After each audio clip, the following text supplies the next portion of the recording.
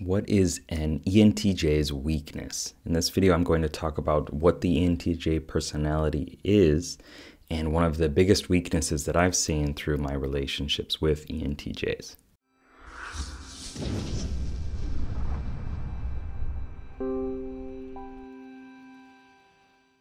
What's up, legend? It's Sherman here from Geek Psychology, helping you find your true character and level it up so you can play life better. So within the RPG model for ENTJs, if you play games, this will resonate with you. If you are just, you're into pop culture a bit, this will be fine too. You'll understand the philosophy behind it. So basically in this model, you have 4 different characters that are playing your life's story. And as an ENTJ, the hero of the story is the Strategizing Commander. This is about setting the goals and making progress towards the goals. And in order to do that, you have to control the environment. You have to lead the situation. This is a logical approach, an offensive, logical approach to creating your life. And the supporting character for that, the mentor within the story, essentially, the thing that gives you your edge, that pushes you from the comfort zone of, I know what to do, I know how to accomplish the things in my life that I want, to taking more of a long-term perspective on things and slowing down, being able to even meditate or just stop for a while and see your place within the universe, is the introverted intuition function, which is the visioning mystic within the RPG model. And the RPG model is saying that this character is a defensive character that's there to scan the situation, to bring in insights from the unconscious mind, and to feed those to the commander so that you can take more appropriate goals and capitalize on the resources that maybe you don't readily see, that are not like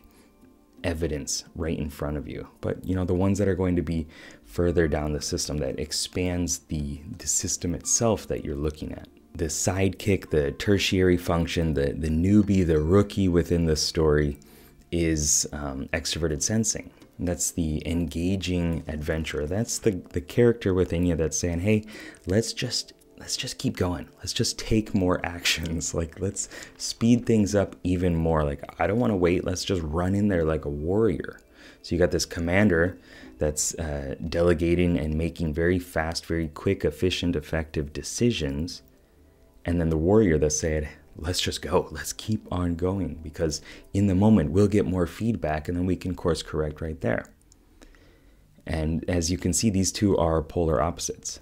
The engaging adventurer is saying, keep on going, be more offensive. And the visioning mystic is saying, slow down and really think about this and think about where you are putting yourself and your troops, in terms of a parts type system. All the different aspects of yourself are your troops, your resources in general, your money, your time, your value, your effort. All that's being put into your actions. And the visioning mystic is saying, fly up overhead, get a scout over this area and see what the terrain is actually like. And then your inferior function, I call it the maverick, or it's your limit. Okay, and this is introverted feeling. This is what I lead with as my hero, as an INFP. This is the resonating empath. This is the one that tells you, listen to your feelings, listen to your values, listen to your conscience, go journal, go write some poetry or something like that, which probably, as I said that, if you're an ENTJ, you're like, no, why would I do that? Like, I'm already falling behind. I just got to keep going. I got stuff to do, right?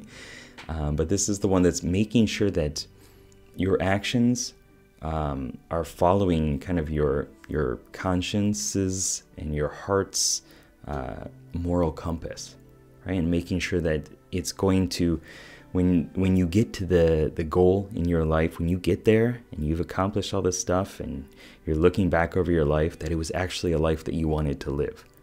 That's what that resonating empath is trying to convey to you. But he's this maverick character, or she's this maverick character. And it feels like it's going misaligned with the goals of the commander. You know, it's the bard in the back playing music and trying to rally the hearts of the troops.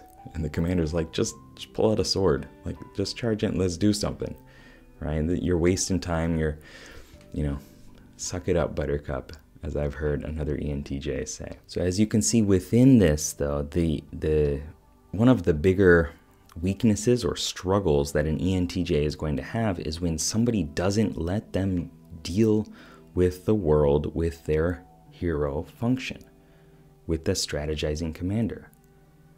And when somebody takes away control, takes away the ability to manage their life, takes away the ability to create the systems and do the things that they know that they need to do, that you know you need to do as an ENTJ in order to get your goals accomplished, to get those achievements, ding, right? To keep moving forward with your life. If somebody takes that away from you, you're going to go crazy. And that's where a weakness is. Like, imagine, think of the metaphor. Think of a commander who is unable to control his or her resources, unable to send the troops, dispatch the troops where he or she wants them to go. That causes so many problems because that's their position, that's their role, that's their strengths, is to do that. And so when that happens, a lot of times, depending on the levels of how long that's been going on, right? If you're younger, if you're just in a position where you're working up the ranks and somebody's not giving you the control that you want, it might take a bit longer. And that's when you have to be careful that resonating empath aspect of yourself is nurtured still, because it's going to find a way to come out. If you're just constantly pushing with the commander, that empath is still there. The heart, the defensive aspects of the heart and the feelings and stuff is still there. And it needs a way to get out and to express itself. That's kind of the long-term game, because if you don't take care of that and you do crash, you're going to get emotional. You're going to get into a place where, like, I don't really understand this terrain. I don't really know where I am here in this land of feelings and emotions, and who am I, right?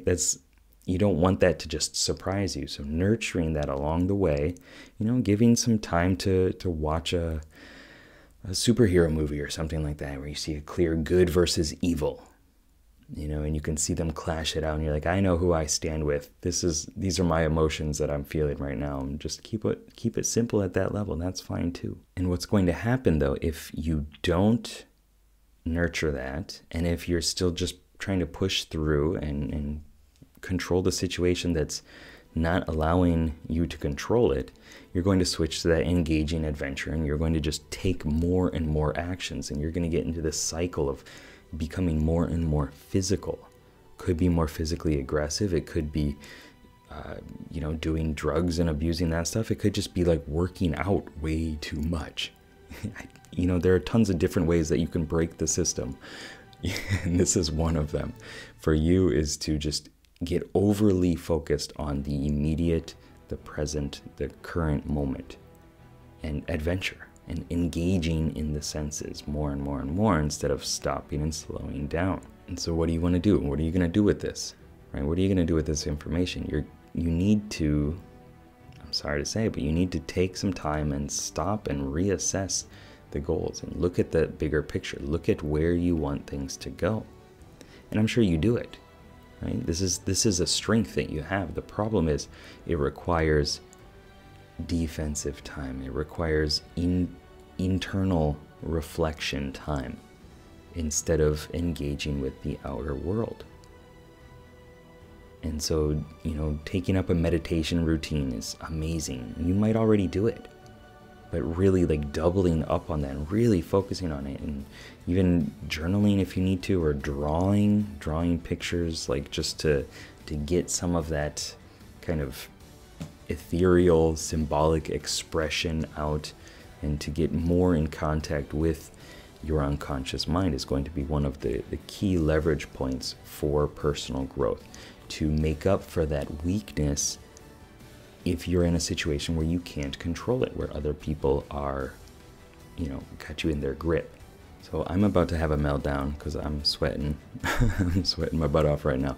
And it's time that I let you go. But really take care of yourself, take care of your emotions, and make sure that you consult those different characters within you so that you know when you are overly going for offense, when you're doubling up on offense too much. Instead of taking the time to distance yourself a little bit, get some scouts out there, figure out the lay of the land, and then set up your procedures and your goals. Keep up the lifelong questing. Good luck, have fun. Like, share, subscribe, do all that good stuff. Let me know down below if there was anything that really stood out for you. And peace.